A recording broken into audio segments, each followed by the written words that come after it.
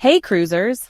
Getting denied boarding on a cruise can turn your dream vacation into a nightmare, and it's happening more often than ever.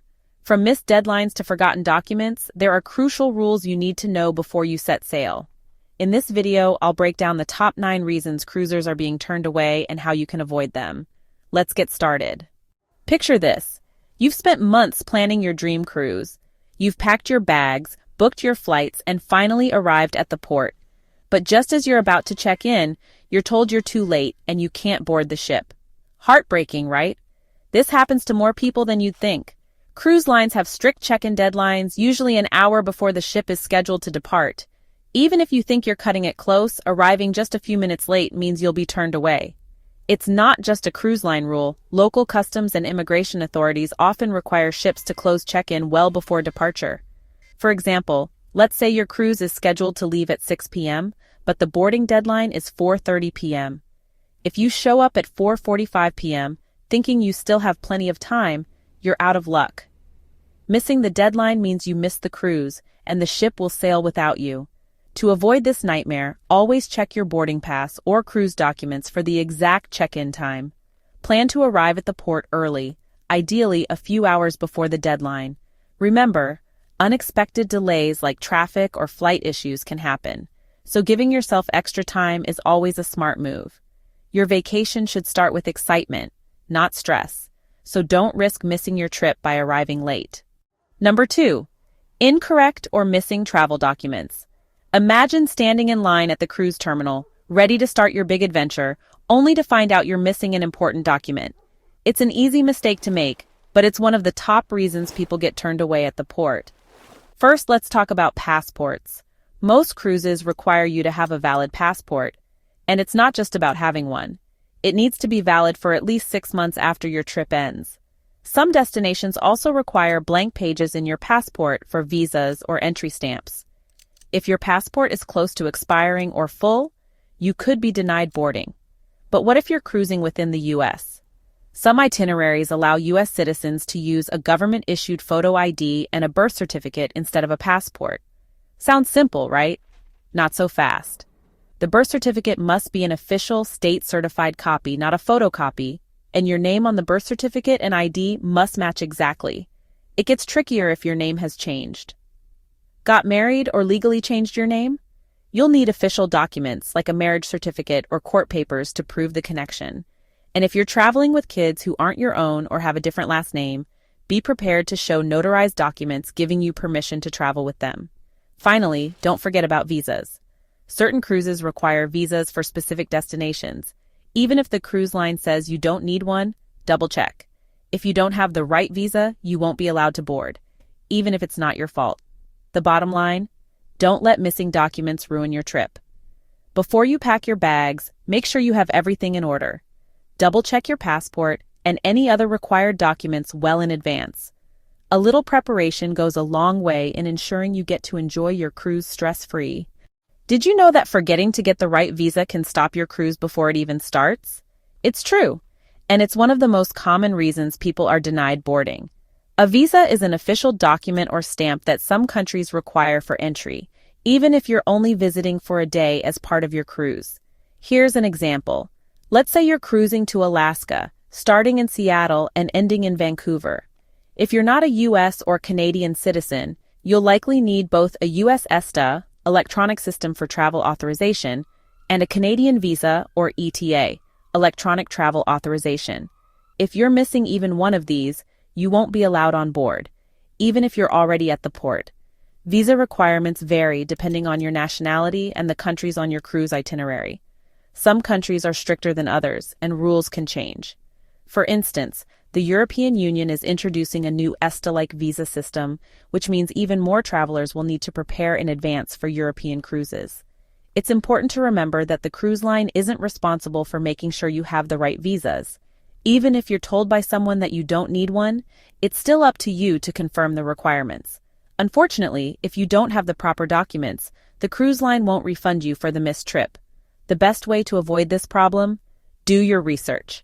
Check your cruise itinerary and verify the visa requirements for every country you'll visit. Apply for visas well ahead of your departure date, as processing times can vary. And always bring the necessary documents with you, including printed confirmations of electronic visas. Planning ahead will save you from a lot of stress and ensure you can enjoy every stop on your cruise without worrying about paperwork. Here's something you might not know.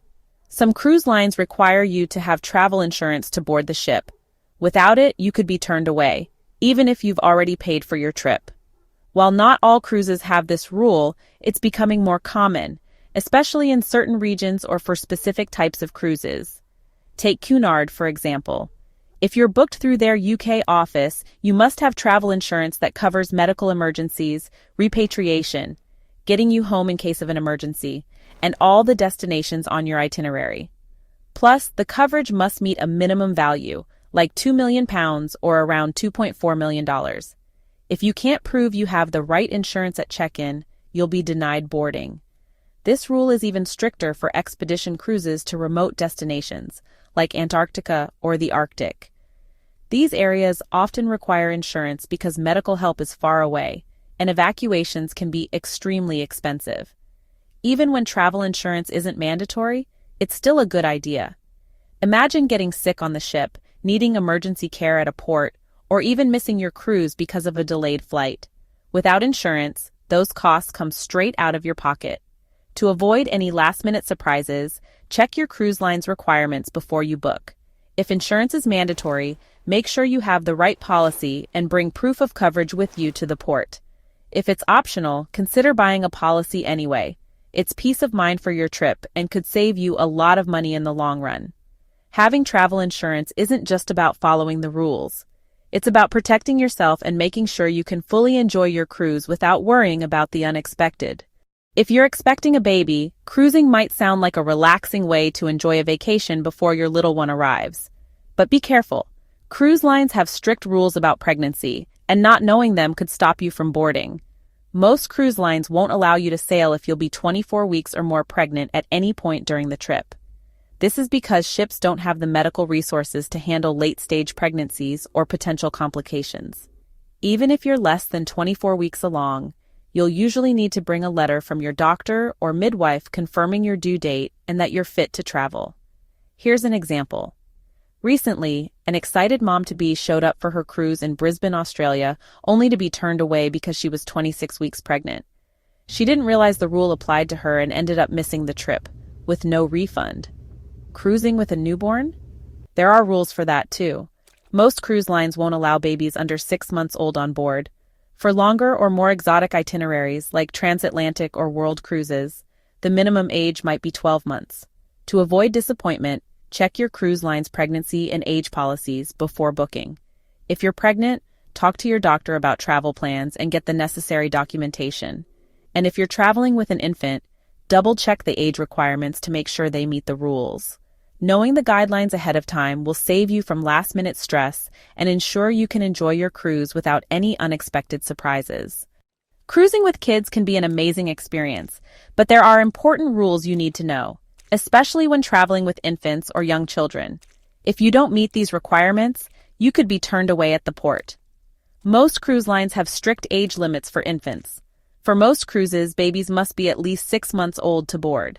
But for longer or more challenging itineraries, like transatlantic crossings, world cruises, or exotic destinations, the minimum age is usually 12 months.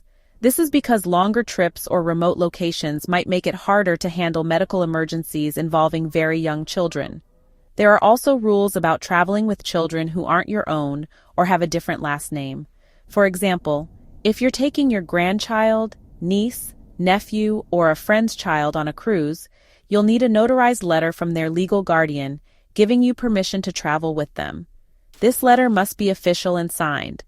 Just saying I have their parents' permission won't work. If you're traveling with your own child who has a different last name, you'll need to bring proof of your relationship, like a birth certificate or legal document. This helps avoid confusion or delays during check-in. To make sure your cruise goes smoothly, check the cruise line's policies on traveling with infants and children before you book. Bring all the necessary paperwork, including birth certificates, IDs, and notarized permission letters, if required. By planning ahead, you can avoid surprises at the terminal and enjoy a memorable family vacation at sea. Nobody wants to start their cruise by being stopped at security, but that's exactly what can happen if you pack something that's not allowed. Cruise lines have strict rules about what you can and can't bring on board, and breaking those rules can lead to denied boarding, or worse. The list of prohibited items might surprise you.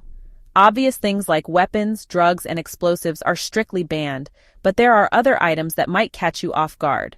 For example, everyday items like irons, steamers, and even drones aren't allowed on most ships because they pose safety risks.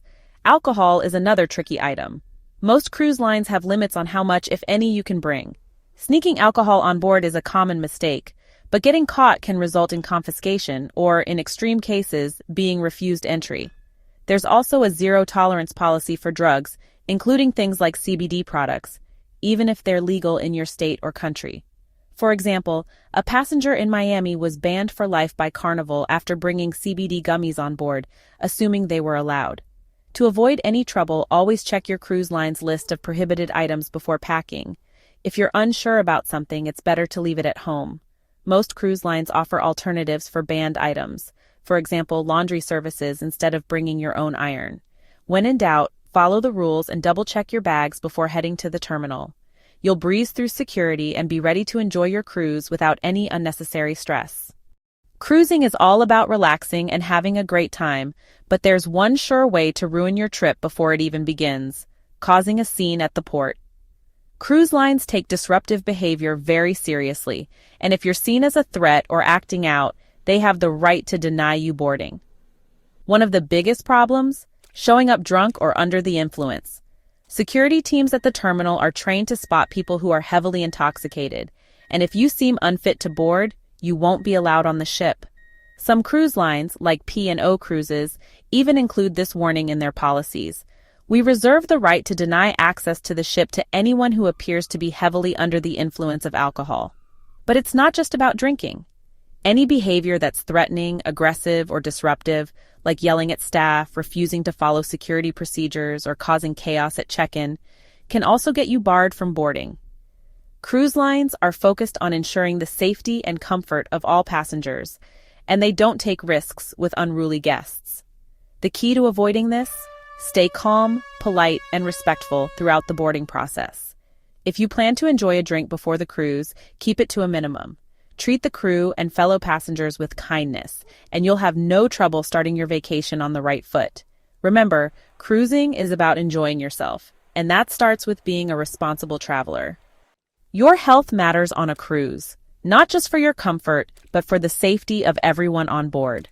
That's why cruise lines have strict rules about health, especially when it comes to contagious illnesses like COVID-19. If you're showing certain symptoms or haven't followed health protocols, you could be denied boarding. For example, many cruise lines require you to report if you've had a fever, cough, or other COVID-19 symptoms in the days leading up to your cruise. Some also ask if you've recently been in contact with someone who tested positive.